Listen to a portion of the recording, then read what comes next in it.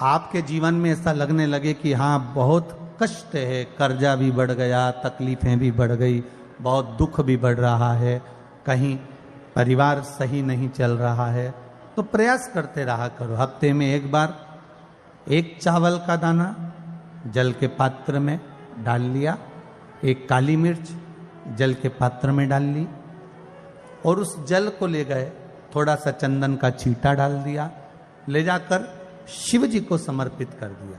शंकर को जल चढ़ाने के लिए 5 स्थान हैं जहां शिव को जल चढ़ाया जाता है और शंकर उस जल को स्वीकार करते हैं, जिसको पंचगंगा कहा गया। 5 स्थान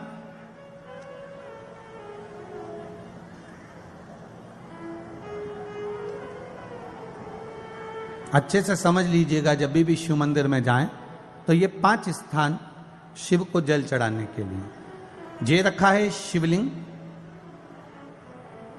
गोल जलाधारी, ये चरण जहां से पानी नीचे की ओर जाता है। शंकर भगवान के 13 बच्चे हैं, 13 की 13 बच्चे, शिव जी का संपूर्ण परिवार, 33 कोटि देवता, 64 योगनियां, सब शिवलिंग के आसपास में। आप शंकर जी के मंदिर में जाकर यह कभी ना विचार करना कि पार्वती जी को ढूंढना पड़ेगा या गणेश जी को ढूंढना पड़ेगा या कार्तिकेय जी को ढूंढना पड़ेगा या भैरव को ढूंढना पड़ेगा। हमें शंकर के मंदिर में जाकर किसी देवता को ढूंढने की जरूरत नहीं है। जहां शंकर भगवान का शिवलिंग रखा हुआ है वो माता जी का हस्तकमल है, माता पार्वती जी का स्थान है। जहां शिवलिंग रखा है वो शंकर भगवान है।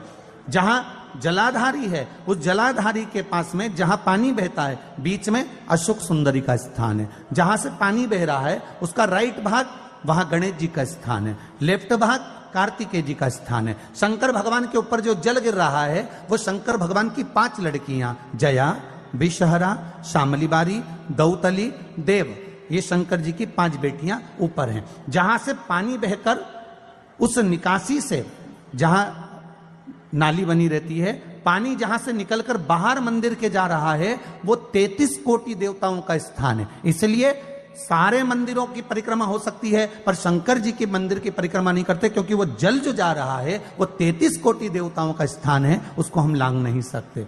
वो स्थान जल चढ़ाते समय आप इसका स्मरण रखें। पानी का जब पात्र लेकर जाते हैं मंदिर के अंदर, सबसे पहले शिव जी का जो जलाधारी है उसमें राइट भाग पर अपनी मनोकामना कर कर जल चढ़ाएं, फिर लेफ्ट भाग में चढ़ाएं रोग मुक्ति के लिए। अशोक सुंदरी की जगह पर चढ़ाएं, ये 3रा स्थान। 4था स्थान माता पार्वती जी का जो कटी भाग है जहां पर शिवलिंग रखा हुआ है उस भाग पर जल चढ़ाएं, 4था भाग। 5वां भाग शंकर जी के ऊपर चढ़ाएं। ये 5 जगह पर जल क्रम वाइज चढ़ाएं। आप लोग जाते हो डायरेक्ट जाकर शंकर जी पे जल उंडेल करा जाते हो, सीधे गए और शिव जी पे जाकर आपने जल चढ़ा दिया। हमारे यहां शास्त्र कहता है जैसे अपन देवताओं की पूजन करते हैं तो पंडित जी सबसे पहले पूजन किसकी कराते हैं? जम के बोलो जरा, गणेश जी की। गणेश जी के बाद पूजन कराते कराते कराते कराते कराते कराते आगे के सारे देवता कराते कराते कराते कराते फिर जन पर पहुंचते हैं। आप डायरेक्ट मूल पूजन कराते कराते कराते कराते कराते कराते आगे के सारे देवता कराते कराते कराते कराते फिर मूल पूजन पर पहुंचते हैं। आप डायरेक्ट मूल पूजन पे पहुंच जाते हो। और सरल भाषा में समझ लो, जितनी सरल भाषा में समझोगे ना उतना अपने जीवन में उतर जाएगा। इस छत के ऊपर आपको चढ़ना है, निशानी रखी है,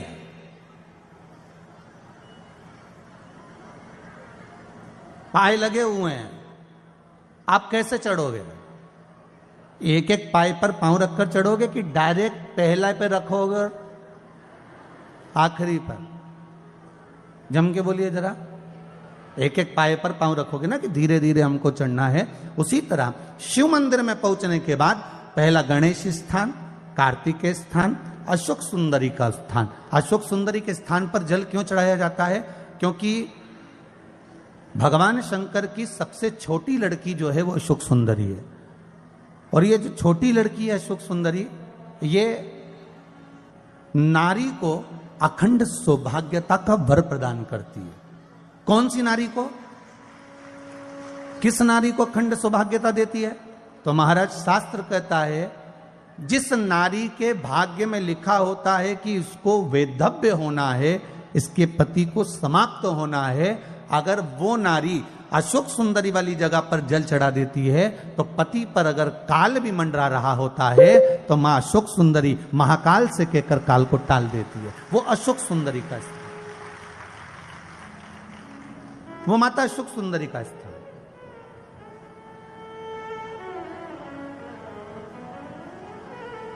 जल चढ़ाने का एक नियम है। यहां जल चढ़ाया, फिर कार्तिकेय बाबा को चढ़ाया, फिर अशोक सुंदरी को चढ़ाया, फिर कटी भाग पर। ये कटी भाग बड़ा विशेष भाग है महाराज, बहुत बहुत ध्यान दीजिएगा। जिस पति और पत्नी में विवाद होकर अदालत तक बात पहुंच गई हो और तलाक तक की नौबत आ रही हो, महाराज उनको जोड़ने के लिए ये कटी भाग मूल होता है। कौन सा कटी भाग? जहां पर शिवलिंग रखा है, जहां शिवलिंग रखा है, ये कटी भाग मूल होता है। कहते हैं 5 सोमवार, लिंग पुराण वर्णन कर रही है, 5 सोमवार कटी भाग पर जहां शिवलिंग रखा हुआ है, 3 उंगली में मक्खन लेकर कटी भाग पर मात्र फेर देने पर और उस पर 7 जगह चंदन लगा देने पर पति और पत्नी का संबंध कभी समाप्त नहीं हो सकता, वो जुड़कर ही रहेगा, प्रेम बढ़कर ही रहेगा। कटी भाग का बड़ा बड़ा महत्व है महाराज। शिवलिंग के कटी भाग पर स्वयं मां जगतजननी जगदम्बा अपने हस्त कमल पर भगवान शिव को झेली हुई। धर्म पत्नी से संतान नहीं, औलाद नहीं, बड़े दुखी है, बड़े दुखी। अच्छा, संतान नहीं हो, किसी नारी की गोद, अगर स्त्री की गोद अगर खाली रह जाए तो भी दुख होता है उसको कि मेरे घर में औलाद नहीं, संतान नहीं। हम कई बार कहे, आज फिर कहते हैं, ये टेस्ट भी बाद में कराना, सारी जांचें बाद में कराना। एक बार शंकर का भजन कर कर देखना।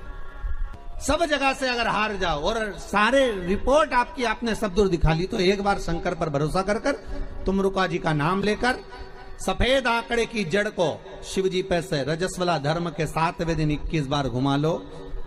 नाम गोत्र बोलकर कमर में लाल धागे में बांध लो। पीपल के पत्ते शिवजी को चढ़ाओ, उठाकर लाओ। उस एक पत्ते को रात्रि को गाय के दूध में उकालो और उस दूध को दोनों पति पत्नी पियो। साथ रहिए, समय आएगा, बाबा चाहेगा तो 3 या 4 महीने में गर्भ ठहर ही जाएगा। सारे डॉक्टर को दिखा लिया अपनी जगह, टेस्ट भी करवा लिया अपनी जगह, पर एक बार प्रयोग, और वो विश्वास रखकर करना पड़ेगा। शंकर पर जो भी कार्य कर रहे हो आप, जो उपाय कर रहे हो आप, शिव का स्मरण कर, भगवान पर अगर विश्वास रखोगे, भरोसो दृढ़ इन चरणन कहो, श्री वल्लभ नक चंद्र छटा बिन सब जगह माही अंधेरो। अगर भरोसा है तो शंकर है, और भरोसा नहीं तो शिव कहां से। विश्वास लेकर अगर आए हो तो काम तो होगा। ये लोग काशी से आए हुए हैं, विश्वास लेकर ही तो आए होंगे कि हम जाएंगे शंकर की कथा में तो बाबा कृपा जरूर करेगा। कई लोग यहाँ पर बैठे हुए हैं जो विश्वास लेकर आए हुए हैं, दूर दूर से आए हुए हैं, केवल विश्वास लेकर कि भगवान कृपा करेगा किसी न किसी रूप में, मुझे विश्वास है कि बाबा मेरी सुनेगा। और फिर कहता हूं, कथा में अगर आपने मन लगा लिया, भले टीवी चैनल के माध्यम से श्रवण कर रहे हो, भले मोबाइल के माध्यम से श्रवण कर रहे हो, भले पंडाल में सुन रहे हो, बाबा से अगर दिल से आपने अगर कह दिया तो 3 महीना बहुत होता है सब कामना पूरी होने के लिए। मेरा बाबा आपको कुछ ना कुछ दे ही देता है, बस आपकी रुचि के अनुसार सुख प्रदान कर ही देता है। आप उस पर विश्वास, भरोसा, भटकना नहीं है हमको, मार्ग से विचलित नहीं होना। मान लो कोई व्यापार, कोई दुकान, कोई फैक्ट्री आपकी ठीक नहीं चल रही है, आप ठेला लगा रहे हो, सब्जी की दुकान लगा रहे हो, कोई दुकान खोलकर बैठे हो, कोई फैक्ट्री लगाकर बैठे हो, कोई व्यापार कर रहे हो और उस व्यापार में तुम्हें आनंद नहीं आ रहा, बहुत तकलीफ चल रही है, बहुत तकलीफ, सब कुछ करके देख लिया पर वो तकलीफ मिटी नहीं रही, तो थोड़े दिन, थोड़े समय किसी भी शंकर के मंदिर में बटकेश्वर महादेव के नाम से एक बेलपत्र चढ़ाने का तरीका जरा समझ लेंगे। आप अगर जिस दिशा में खड़े हो।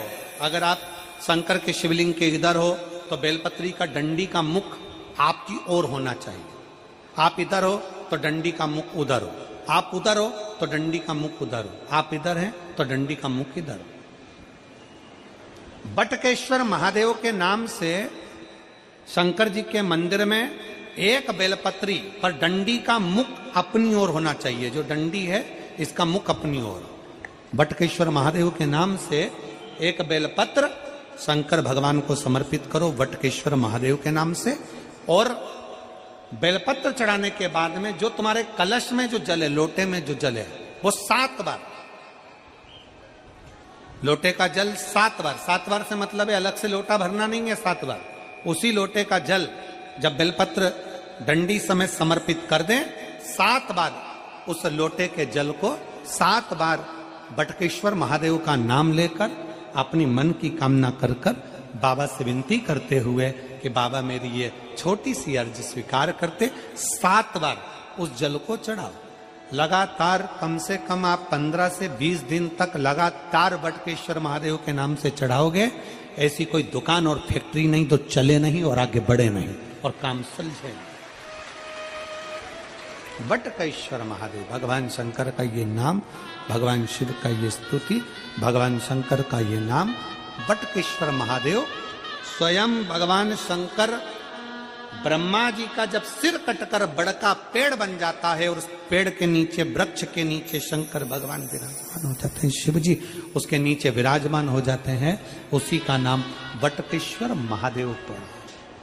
बटकेश्वर महापुराण की कथा कहती है, भगवान शंकर का चरित्र कथा है कि जिस बच्चे को, जिस मनुष्य को, जिस स्त्री को, जिस कन्या को, जिस बेटे को, बेटी को, बुजुर्ग को, महिला को, पशु को, पक्षी को, जानवर को, जलचर को, थलचर को, किसी को भी अगर शंकर जी की पूजन करना नहीं आए, आड़ी टेढ़ी भी कर देगा तो भी शंकर भगवान उसको स्वीकार कर लेंगे और शंकर उसको वर प्रदान कर देंगे।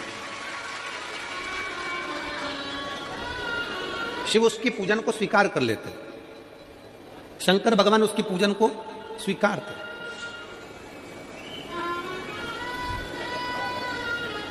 कोई दुनिया में आकर तुमसे कह देना कि मैं बहुत बड़ा, मैं इतना विद्वान हूं कि मैं भगवान की पूजन सबसे अच्छी करता हूं।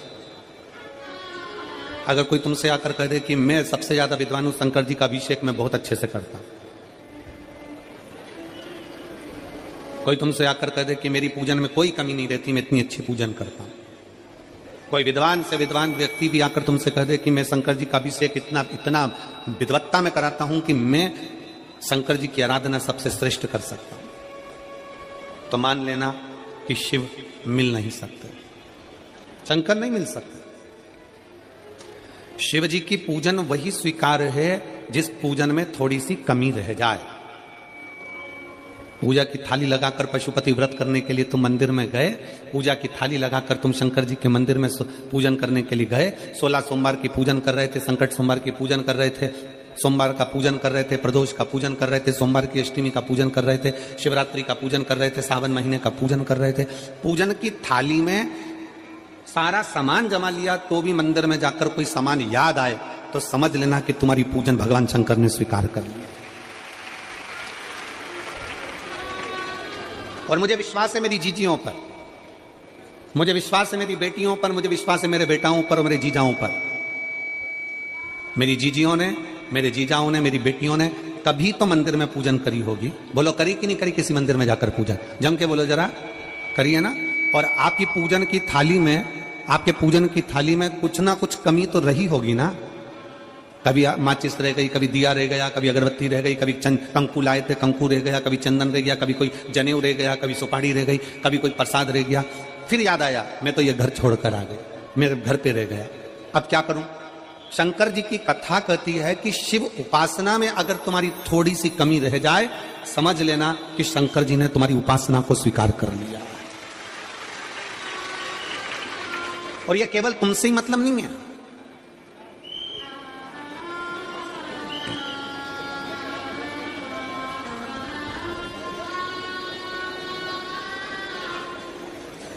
केवल आपसे मतलब नहीं है कि आपकी पूजन में ही, उपासना में कमी रह जाए। ये शंकर भगवान का वर है, ये शिव जी का वर है किसको? भगवान नारायण को। जिस समय पर नारायण ने संकल्प लिया था कि सावन के महीने में 108 कमल के पुष्प रोज समर्पित करूंगा। सुनिए कथा सबने। 108 कमल के पुष्प भगवान नारायण ने संकल्प लिया कि मैं भगवान को रोज दूंगा। रोज 108 कमल के पुष्प मंगवाते देते। सावन का आखिरी दिन था, सावन का आखिरी दिन, और सावन के आखिरी दिन भगवान नारायण 108 कमल के पुष्प लेकर भगवान को चढ़ाने के लिए जैसे ही जैसे ही चढ़ाने के लिए बैठे, वैसे ही एक कमल का पुष्प कम रह गया। लक्ष्मी जी से कहा, जाओ जल्दी से कमल का पुष्प लाओ। लक्ष्मी जी कमल का पुष्प ढूंढती रही, नहीं मिला। सब दूर देखा, सारी जगत में देखा, पर कमल का पुष्प लक्ष्मी जी को नहीं मिला। लक्ष्मी जी को कमल का पुष्प नहीं मिला। आखिरी में पूजन की थाली में कमल का एक पुष्प कम रह गया। भगवान नारायण ने अपना आंख निकालकर भगवान शंकर को समर्पित कर दिया। क्या निकालकर समर्पित करी? अपनी एक आंख। और जब भगवान ने अपनी एक आंख निकालकर भगवान को समर्पित करी, उस दिन का नियम है आज तक, अगर पूजन की थाली में कोई कमी रह जाती है, पूजन में कोई कमी रह जाती है, तो एक आंख मतलब आखा चावल। आखा चावल जानते हो आप लोग? जम के बोलो जरा। आखा मतलब पूरा। हम आंख तो भगवान को नहीं दे पा रहे इस संसार सागर में, कलिकाल में। एक आंख के बराबर आखा चावल, एक आखा चावल पूरी पूजन होने के बाद शंकर जी को समर्पित कर दो। शिव भगवान नारायण की आंख के बराबर उसको स्वीकार कर लेते। भगवान शिव उसको स्वीकार कर लेते, शंकर भगवान उसको स्वीकार कर लेते, शिव उसको स्वीकार कर लेते।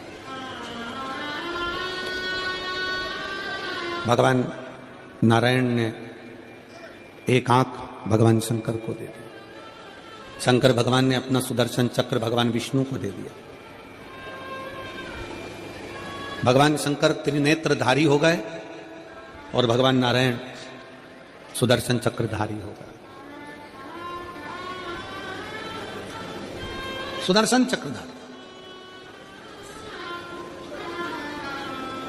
108 कमल के पुष्प में से एक पुष्प अगर छुपाने वाला कोई था तो वो देवाधिदेव महादेव थे। शंकर भगवान ने कहा भगवान विष्णु से, हे नारायण, आपके कमल के पुष्प को, एक पुष्प को मैंने छुपाया था। आज मैं वर देता हूं, जो शिव की आराधना करेगा, जो शंकर की आराधना में बैठेगा, उसकी पूजा की थाली में जान करके नहीं तो तुम घर पे कोई सामान जान करके छोड़ जाओ, जान करके नहीं, लेकर सब जाना।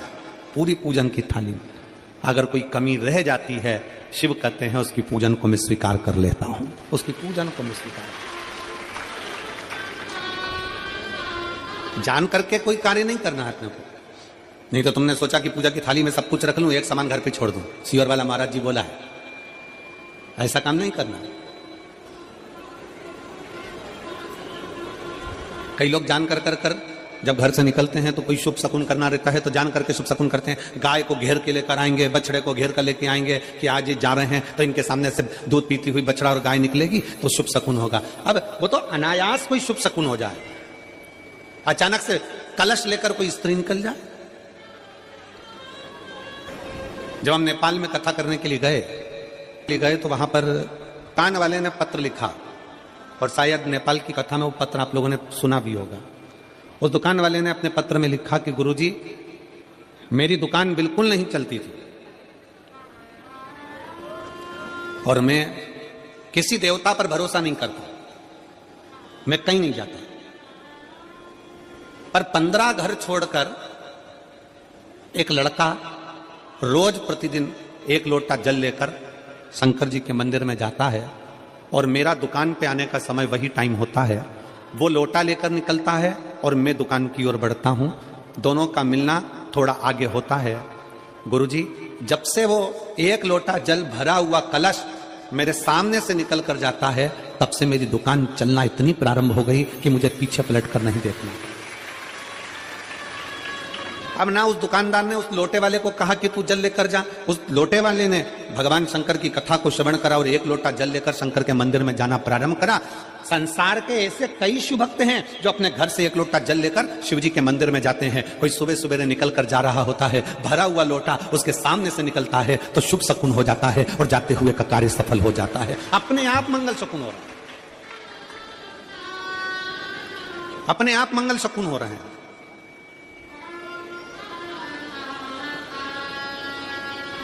ना जाने कितनों के कार्य अपने आप हो रहे हैं और कर का हो जाता है और शिव उसको स्वीकार कर लेते हैं। लंबी बाती का प्रमाण अलग होता है। लंबी बाती क्यों लगाई जाती है? भगवान के मंदिर में दीप में, देवियों की पूजन में, लक्ष्मी की वृद्धि के लिए। कौन से देवता के यहाँ लंबी बत्ती लगती है और कौन से देवता के यहाँ गोल बत्ती लगती है, उसका भी प्रमाण बनना। किसी देवी की पूजन करो तो लंबी बत्ती आती है, कुल देवता की पूजन करो तो लंबी बत्ती आती है। किसी मंदिर में किसी देवता को लगाने जाओ तो गोल बत्ती लगती है, उसका भी प्रमाण है। लंबी बत्ती जहां लगाई है, अगर लक्ष्मी के सामने लगाई है तो लक्ष्मी की लंबाई बढ़ती है, लक्ष्मी की वृद्धि बढ़ती है। अगर कुल देवता के नाम की लगाई है तो वंश की वृद्धि होती है। इसलिए हमारे यहाँ अमावस्या पूनम को जो पाटे माटे भराते हैं उसमें गोल बत्ती नहीं लंबी लगाई जाती है, जिससे हमारा वंश बढ़े। नवरात्रि में देवी जी की जो बाती लगाई जाती है वो लंबी लगाई जाती है, गोल नहीं। क्यों? क्योंकि जिससे माँ हम पर कृपा बनाकर रखे, हमारा वंश खूब बढ़े, हमारे यहाँ लक्ष्मी की वृद्धि हो। स्थिर बाती, गोल बाती लगाई जाती है ब्रह्मा के मंदिर में, इंद्र के मंदिर में, देवता के मंदिर में। तुलसी के सम्मुख में लंबी बाती नहीं लगती, तुलसी के सम्मुख में गोल बाती लगाई जाती है महाराज, जिससे स्थिरता का भाव केंद्रित हो। स्थिरता का भाव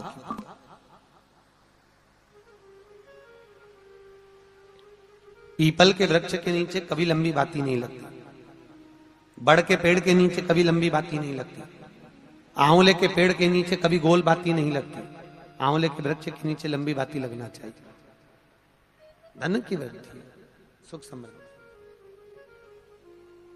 तुलसी के पौधे के नीचे लंबी नहीं लगती, गोल बाती लगती। बातियों का भी प्रमाण होता है।